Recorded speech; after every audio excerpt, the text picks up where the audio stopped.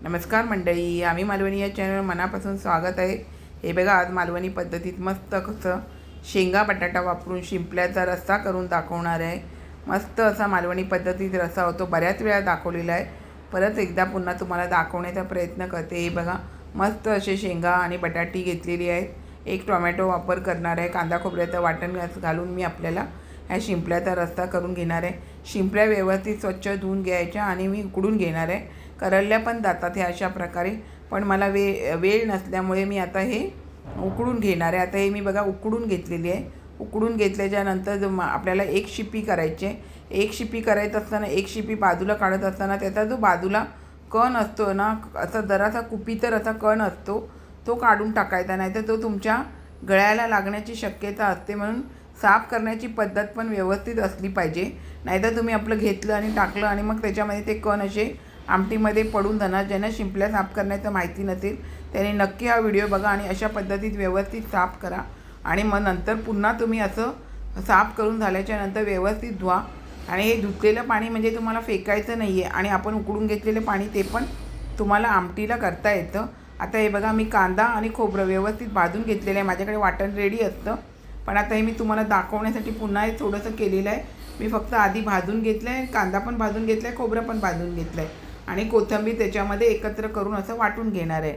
आता हे बघा, मी एका पॅनमध्ये तेल घालून घेतलं, एक कांदा आणि थोडी कढीपत्ता व्यवस्थित आपल्याला अशी फ्राय करून घ्यायची। आपल्याला कांदा आणि कढीपत्ता व्यवस्थित फ्राय झाली ना, तरच आपल्याला ह्यामध्ये बाकीच्या गोष्टी घालता येतात। जसं की आपण एक टोमॅटो केलेला आहे, आता बारीक केलेला आहे, तो यामध्ये घालून घ्यायचा। टोमॅटो बारीक केलेला व्यवस्थित असा टोमॅटो थोडासा शिजू झाल्यानंतर आपल्याला त्याच्यामध्ये म्हणजे व्यवस्थित शिजला गेला पाहिजे, तर झाकण मारून शिजवायचं। आपण मीठ घालून शिजवलात तरी चालेल, पण काय माहिती, मी आता कधी भाज्यांना मीठ आधी घालते तर कधी नंतर घालते। आता आलं लसूण कोथिंबीर कढीपत्ता ह्याची मी पेस्ट कांदा खोबऱ्याचं वाटण करताना केली नाही, कारण ही माझ्याकडे असते। कांदा आलं लसूण कोथिंबीर कढीपत्ता हे एकत्र करून मी पेस्ट करते, त्यांनी भाजीला छान चव येते। अर्धा चमचा आता हळद, लाल तिखट मसाला 2 चमचे घालून घेतलेला आहे, 1 चमचा आपल्याला मालवणी मसाला घालून घ्यायचा आहे, 1 चमचा गरम मसाला घालून घ्यायचा आहे, आणि छान असे मसाले आपल्याला हे परतून घ्यायचे। मसाले व्यवस्थित परतले पाहिजे, मसाले परतायला व्यवस्थित पाहिजे, शिजायला पाहिजे, तर आपण त्यामध्ये थोडंसं पाणी घालून शिजवून घ्यायचे, जेणेकरून मसाले आपले जळले जात नाही, आणि आपल्याला व्यवस्थित परतून असे मसाले शिजवून घ्यायचे तेल सुटेपर्यंत। आता हे बघा, मसाले आपले छान असे शिजले गेले, आपली ग्रेव्ही टाईप झालेली आहे। आता आपल्याला यामध्ये शेंगा बटाटा घालून घ्यायचा, कारण शेंगा बटाटा उकडायला मंडळी जरा वेळ लागतो, आणि जे आपण शिंपल्याचं जे पाणी केलेलं आहे ना आणि ते पाणी गाळून घ्यायचं, त्याच्यामध्ये बारीक असे कण पण असतात। उकडून घेतलेलं पाणी व्यवस्थित धुवून शिंपल्या घेतलेलं जे पाणी मी गाळून घेतलेले आहे, आणि ते यामध्ये घालून ते ह्या पाण्याला मंडळी चव असते। शिंपलीचं मास तर काय एवढंच असतं, ते काय खाऊन पोट भरत नाही, की शेंगा बटाट्याला पण त्या शिंपल्याच्या मासाला चांगली अशी चव येते। काय मंडळी माहिती, चव असते, त्याच्यामुळे माणूस शिंपल्याची डिश तुम्हाला हॉटेलमध्ये मिळाली तरी ती महाग मिळते।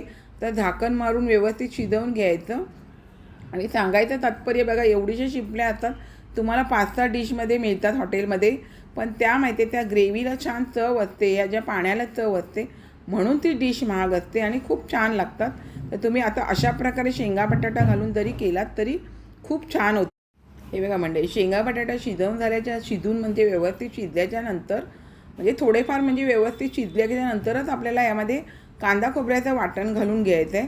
आता कांदा खोबऱ्याचं वाटण व्यवस्थित आपल्याला शिजलं गेलं पाहिजे ह्यामध्ये, तर आता मी व्यवस्थित असं ह्यामध्ये शिजवून घेते, आणि त्यामध्ये थोडंसं पाणी, आपल्याला किती ग्रेव्ही पाहिजे काय त्यानुसार त्यामध्ये पाणी घालून घ्यायचं, आणि आपल्याला पुन्हा हे चांगलं शिजवून घ्यायचं, कारण वाटण आहे ना ते व्यवस्थित शिजलं गेलं पाहिजे। आणि आत्ता यामध्ये मी मिठाचा वापर करते चवीनुसार, कारण समुद्री शिंपल्या असतात ना, त्याला जरा खारटपणा असतो, आणि कोकम घालून घ्यायचं। मग शिंपल्या बोललं तरी मच्छीचा प्रकार असल्यामुळे त्यामध्ये तुम्हाला कोकमाचा वापर करायचाच आहे। कोकम न खाणारे चिंचेचा वापर केला तरी चालतं। छान अशी उकळी येऊ द्यायची, आणि मंद आचेवरती पुन्हा आपल्याला शिजवून घ्यायचं। शेंगा बटाटे जशा आपल्या थोड्याशा चांगल्या शिजल्या गेल्या असं वाटलं ना तुम्हाला, तरच तुम्हाला त्यामध्ये शिंपीचा वापर करायचा आहे, आणि व्यवस्थित असं आपल्याला परतून घ्यायचं, जेणेकरून शिंपलीचं मांस आहे ना ते व्यवस्थित शिंपलीलाच राहिलं गेलं पाहिजे। जर तुम्हाला शिंपल्या अशा ठेवायच्या नसतील ना, तर तुम्ही नुसतं मांस घेऊन जरी तुम्ही केलात तरी चांगली चव तुमच्या भाजीला ह्या अशा येऊ शकते आणि चांगला शिंपल्या मसाल्याचा रस्सा होऊ शकतो. आता हे मी व्यवस्थित कडेकडेने व्यवस्थित असं परतून घेते आणि मंद गॅसवरच आता मी हे 10-1 मिनटं असं व्यवस्थित शिजवून घेणार आहे आणि त्याच्यानंतर तुम्हाला गॅस बंद करून कोथिंबीर घालायची, ती घालून घ्यायची. तुम्हाला दाखवलं मी बघा, शेंगा आणि बटाट्या असं आपलं छान शिजलं गेलेलं आहे, मस्त असं मेन होतो तशा प्रकारे शेंगा तुमच्या होतात. फक्त त्यामध्ये मोडू द्यायला नाही पाहिजे, मोडल्या तर मग सगळं शेंगाचं कसं काटवण होऊन जातं ना, त्याच्यामुळे शेंगा मंद आचेवरती आपल्याला छान अशा शिजून घ्यायचं. गॅस बंद करून कोथिंबीर घालून घ्यायची. हे बघा मंडळी, छान असं आपलं शिंपल्याचा शेंगा बटाटे घालून रस्सा करून दाखवलेला आहे. अशाच नवनवीन रेसिपी किंवा इतर व्हिडिओसहित मी आपणास कायम भेटतच असते. आपण माझ्या चॅनलला लाईक, शेअर, सबस्क्राईब, हाईप करायला विसरू नका. चला तर आता इथेच थांबते. मस्त खा, स्वस्थ राहा. आपण माझे व्हिडिओ पूर्ण पाहता त्याबद्दल मनापासून खूप खूप धन्यवाद.